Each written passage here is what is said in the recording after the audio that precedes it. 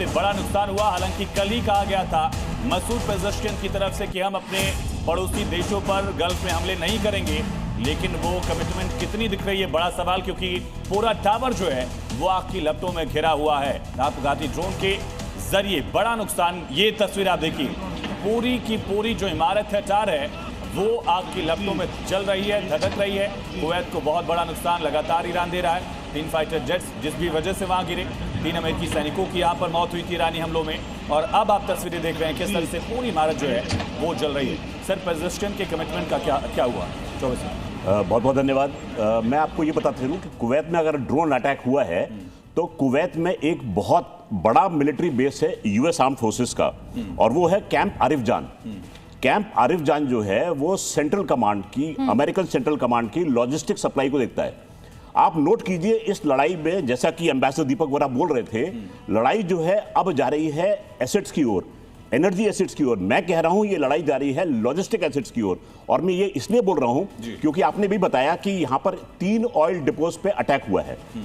एक oil depot जो है वो है कुहाक में, छोड़ दीजिए उसको। शारान के ऑयल डिपो का अटैक जो है उसकी वजह से तेल नालियों में बहा है।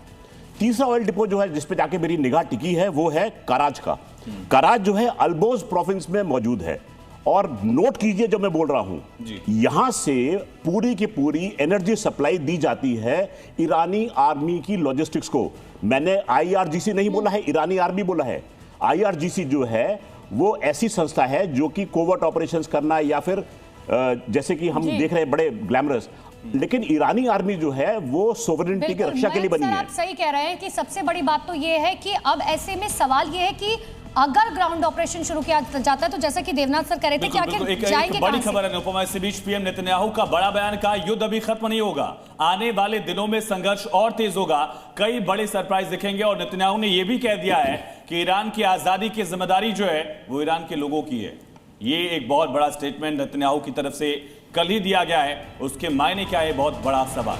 तो ये बड़ी खबर आपको बता रहे हैं, नेतन्याहू की तरफ से साफ तौर पर कहा गया कि आने वाले दिनों में संघर्ष और तेज होगा।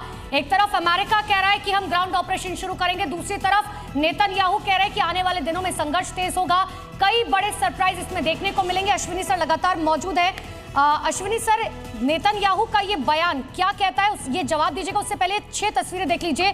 मिडिल ईस्ट में किस तरीके से भीषण जंग जारी है। तेहरान, तेल अवीव, यरूशलेम, बुशर, बहरीन और बगदाद की तस्वीरें बता रहे हैं कि मिडिल ईस्ट फिलहाल जल रहा है। अश्विनी सर, नेतन्याहू का ये बयान। देखो, सच्चाई ये है कि ये लड़ाई इतनी जल्दी रुकने वाली नहीं। वो कहते हैं अमेरिका और इजराइल रुकने का नाम नहीं ले रहे और ईरान झुकने का नाम नहीं ले रहा। तो ये अब होगा क्या? ये सच्चाई है कि स्टार्टिंग में जो एक सेटबैक लगा था अमेरिका और इजराइल को, उन्होंने अंडर एस्टिमेट किया कैपेबिलिटी ईरान की।